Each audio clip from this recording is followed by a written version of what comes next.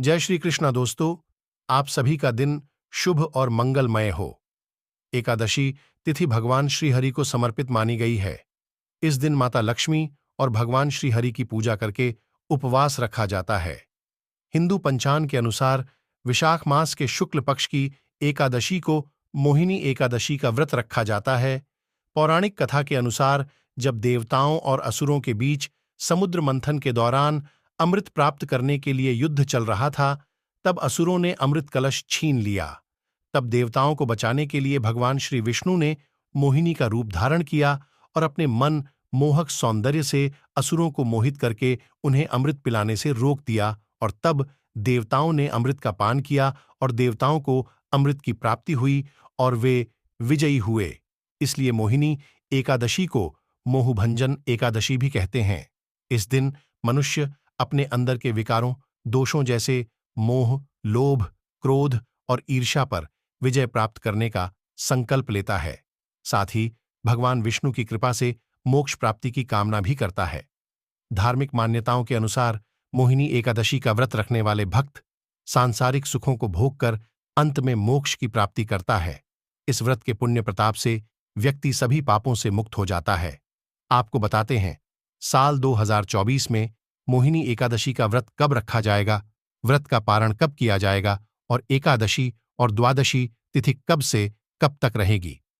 इस बार एकादशी तिथि प्रारंभ होगी 18 मई शनिवार की सुबह 11:24 से, जिसकी समाप्ति होगी 19 मई रविवार की दोपहर 1:50 पर। इसलिए इस बार 19 मई रविवार को ही केवल एकादशी का उपवास रखा जाएगा। सभी ग्रस्तजन वैष्णव संप्रदाय के लोग या इस्कॉन से जुड़े लोग या जिन्होंने गुरुमंत्र की दीक्षा ली हुई हो, उन्हें भी 19 मई रविवार के दिन ही एकादशी का उपवास रखना चाहिए। 19 मई रविवार के दिन सूर्योदय होगा सुबह 5:47 पर, सूर्यास्त होगा शाम 6:58 पर। ब्रह्म मुहूर्त का समय सुबह 4:11 से 4:59 तक रहेगा। अमृतकाल रात 8:33 से 10:20 तक रहेगा। अभिजीत मुहूर्त सुबह 11:56 से दोपहर 12:49 तक रहेगा। राहुकाल दोपहर 4:30 से शाम 6 बजे तक रहेगा। इस बार एकादशी का व्रत बहुत ही शुभ संयोगों में रखा जाएगा, क्योंकि इस दिन उत्तर फाल्गुनी नक्षत्र और हस्त नक्षत्र का शुभ योग बन रहा है। साथ ही वज्र योग सुबह 11:24 तक रहेगा और उसके बाद में सिद्धि योग प्रारंभ हो जाएगा। इन शुभ योगों में की गई पूजा पाठ या रखा गया उपवास जरूर फलित होता है। द्वादशी तिथि प्रारंभ होगी 19 मई रविवार की दोपहर 1:51 से। इसी के साथ हरिवासर का समय भी शुरू हो जाएगा और 20 मई सोमवार दोपहर 3:59 पर द्वादशी तिथि समाप्त होगी। हरिवासर का समय 19 मई रविवार को शाम लगभग 6 बजे तक समाप्त हो जाएगा। अब जानें द्वादशी तिथि के मुहूर्त के बारे में। इस दिन सूर्योदय होगा सुबह 5:47 पर, सूर्यास्त होगा शाम 6:59 पर। ब्रह्म मुहूर्त सुबह 4:11 से 4:59 तक रहेगा। अमृतकाल रात 10:42 से मध्य रात्रि 12:28 तक रहेगा। अभिजीत मुहूर्त सुबह 11:56 से दोपहर 12:49 तक और राहुकाल सुबह 7:30 से 9 बजे तक रहेगा। और इस दिन सिद्धि योग दोपहर 12:10 तक रहेगा। एकादशी व्रत का पारण किया जाएगा 20 मई सोमवार को सुबह 5:47 से 8:45 के बीच में। व्रत का पालन करते समय तुलसी पत्र या आंवले का सेवन जरूर करें।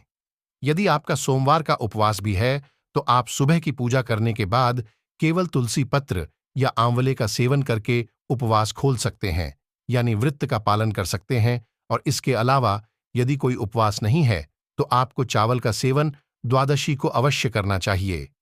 एकादशी से एक दिन पहले दशमी तिथि के नियमों का पालन करते हुए तुलसी पत्र तोड़कर रख लेना चाहिए और उसके बाद एकादशी के दिन सुबह जल्दी उठकर पवित्र जल से स्नान करने के बाद घर के मंदिर को अच्छे से साफ करके गंगा जल का छिड़काव करके एक चौकी पर भगवान श्री कृष्ण और भगवान कृष्ण की प्रतिमा स्थापित करके उनका अभिषेक करना चाहिए।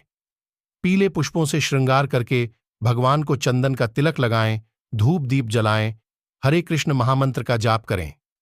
ओम नमो भगवते वासुदेवाय इस मंत्र का जाप करें। साथ ही महालक्ष्मी जी की पूजा करें और भगवान को तुलसी पत्र और मौसमी फलों का भोग लगाएं।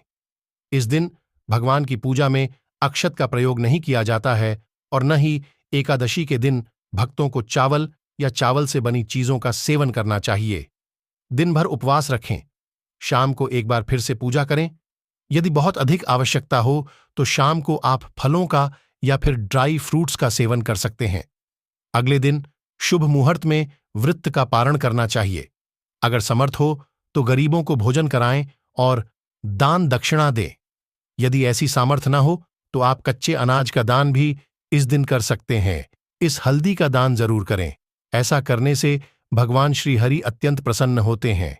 तो दोस्तों, अगर आपको यह वीडियो पसंद आई हो तो वीडियो को लाइक करें, चैनल को सब्सक्राइब करें और कमेंट में जय भगवान विष्णु जी की, जय माता लक्ष्मी जी की जरूर लिखें। धन्यवाद।